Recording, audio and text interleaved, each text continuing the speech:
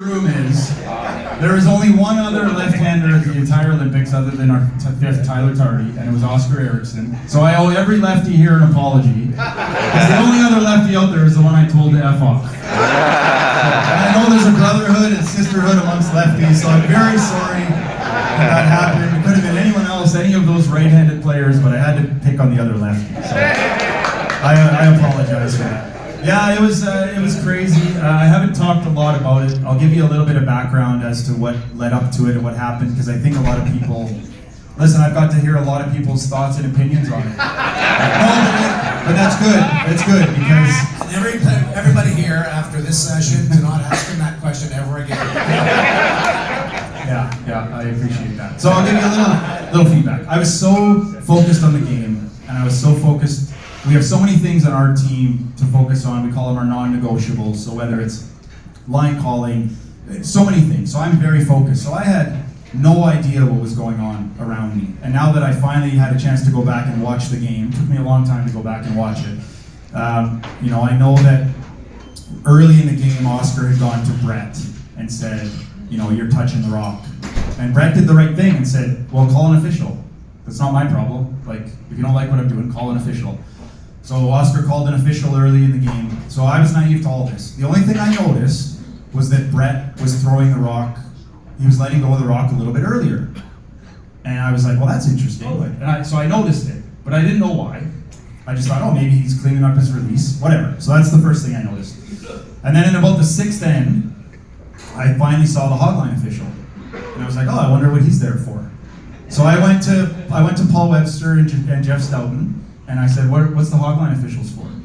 And looking back now, I think they looked at me like I was an idiot. They kind of looked at me like, does he really not know? And I was like, who's it for? And they said, well, there's been some complaints about hoglines across the sheets. So that's why the official's out there. I'm like, okay, perfect. No problem. We haven't got any red lights yet, so we're good. Okay, so we played the sixth end, played the seventh end, we get to the ninth end, and here's the only other thing I noticed. So Oscar and I played each other a long time.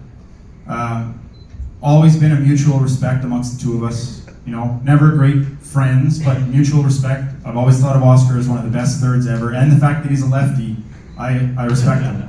So there's always been playful banter. There's always been jokes in the house, but friendly chirps, okay? So in the ninth end, Nicholas drew for 2, and Oscar just kind of playing around. I should go back. We were having some friendly banter during the game, but it was a little bit different.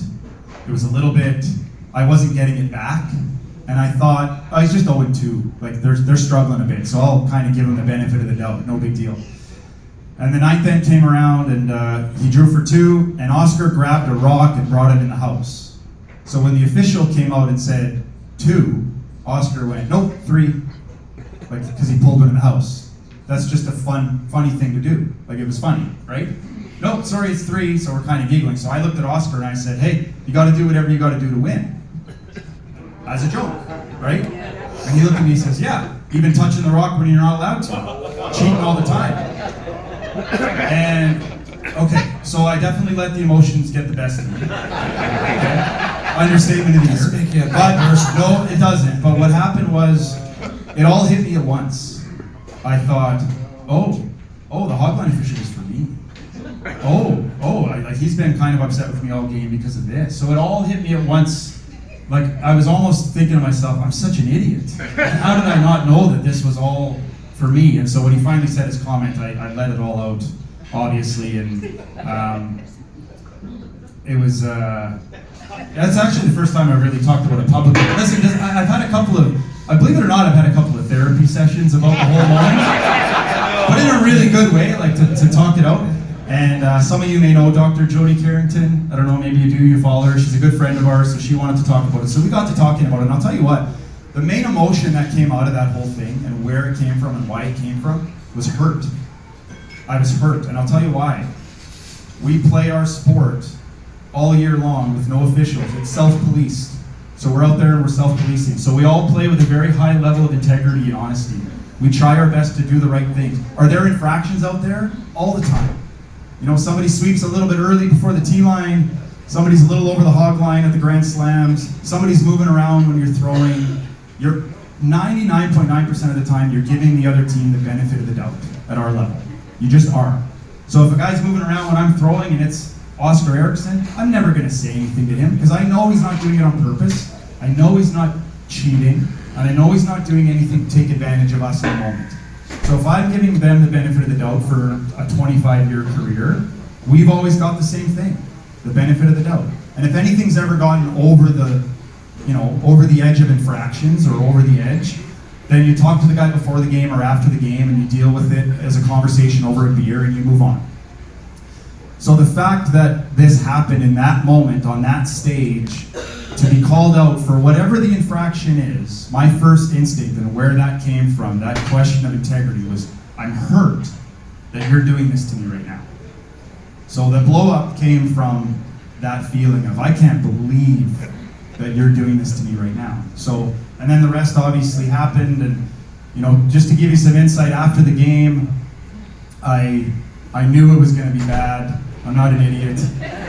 And we were in the media scrum, and I dropped something, so I went to pick it up, and I remember Oscar walking by me, and he was still saying to me, we have the video, we have the video, we have the video. And I stood up and I said, you still want to do this? And he said, we have the video. And the last thing I've ever said to Oscar Eriksson was, Oscar, you're one of the best players in the world. I would have never in a million years done to you what you just did to me. Ever. I would have never done that. And he said, oh, we have the video. I said, you're not listening to me. You're not hearing me.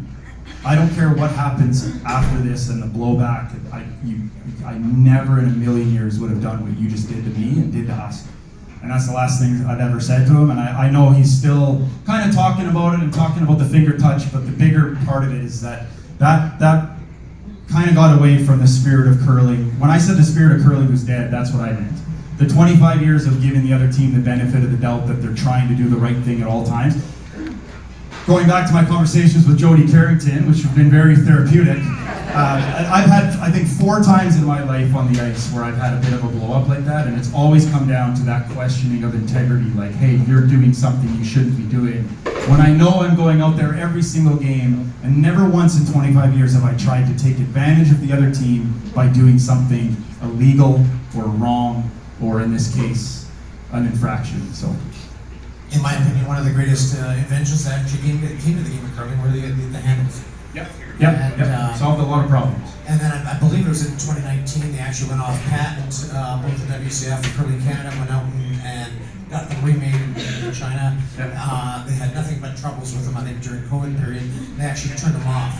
They've never had them replaced until you guys played in the Olympics. I think they played the European Championships with them, and I think they played the qualifying in Kelowna this year. So having those back to me was just, it's fantastic. It takes away, you don't need it. And obviously, I think any one of us would have done exactly what you did up there.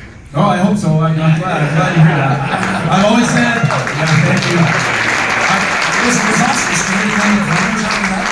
What's that? Was Oscar scared to go in the corners? No, I don't think so. I remember Brad Jacobs looking at him saying, when did you get tough? Like, if you really want to deal with this, we can go deal with this in the parking lot. But listen, at the end of the day, I have to have a little bit of compassion for myself in the moment. But if I could go back in time, I would have handled that differently. The F-bombs were the one that stood out to me because, every year, Nicole, my wife, and I run the largest junior bonspiel in the world. We had 84 teams this year. So every year I got access to 350 young curlers, 400 young curlers, and absolutely pride myself on being a role model for those kids. Having the chance to talk to them, converse with them, show them the medal, show them the Briar tankard, show them the right way to do things, and then to go out and use that language, that's where my biggest regret comes. And I probably would have said a few different things to Oscar in that moment, and maybe even ignored him, because I feel like I took the bait of a team that was 0-2 and struggling, and that was a way to kind of get in our heads. So would I have done things differently? Absolutely. At the end of the day, I know we're probably moving on, but the next day, okay if we talk about the next 24 hours? Oh, I'd love to. Okay. So the nice thing about what happened, so it was a very difficult following 24 hours, but the one thing I know is that when we went down in that locker room amongst our group, nothing was broken. So whatever I had done or whatever the reaction I had or how upset I was, I didn't lose any of my teammates in that moment. If anything, it was the opposite. So we got in that locker room. There was a lot of, we got each other's backs. There was a lot of, you stood up for yourself, and I don't really care what you said or how you said it. Good job standing up for yourself. Here's the other thing. Ben Hebert's microphone wasn't on. But Ben was right behind me, and I know what Ben was saying. And I wish his was on, because he's way wittier and funnier than me. So what was coming out of his mouth was way better than what was coming out of mine. But we went in that room, and it was like, okay guys, we're brothers here, and we don't have any friends here, and no one else is gonna have our back except for the 5 people in this room. And that part is what kind of saved, and it was like, hey, we still have a job to do here, and we still have to stay focused, and we have worked way too hard to let something like this derail it. So let's keep the train on the tracks. I think most of their concern was towards me, like, are you okay? Are you going to be able to handle this? So I had a ton of support. I knew when it happened. I've had a little bit of experience with social media in the past with curling. I knew as soon as it happened, social media was gone. Off my phone. I don't want to see it, read it, hear it, because no matter how strong you think you are emotionally or mentally in athletics or even in life, if you read something about yourself, it impacts you. It doesn't matter how good you are, and it doesn't matter if it's something good or something bad, it has an impact on you. So I knew I didn't want to have anything to do with it. So we did a really good job of just social media blackout that night. It didn't stop a couple of emails from getting through. A lot of people probably don't know, like my wife got, I think, 5 death threats that night alone. And some pretty vile, awful stuff. Somebody sent us a picture of our kids in Italy saying, keep an eye on your girls.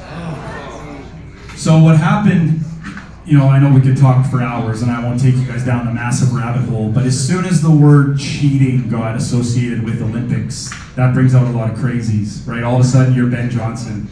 Or all of a sudden you're a history of cheating in the Olympics, and that brought out a lot of really angry people.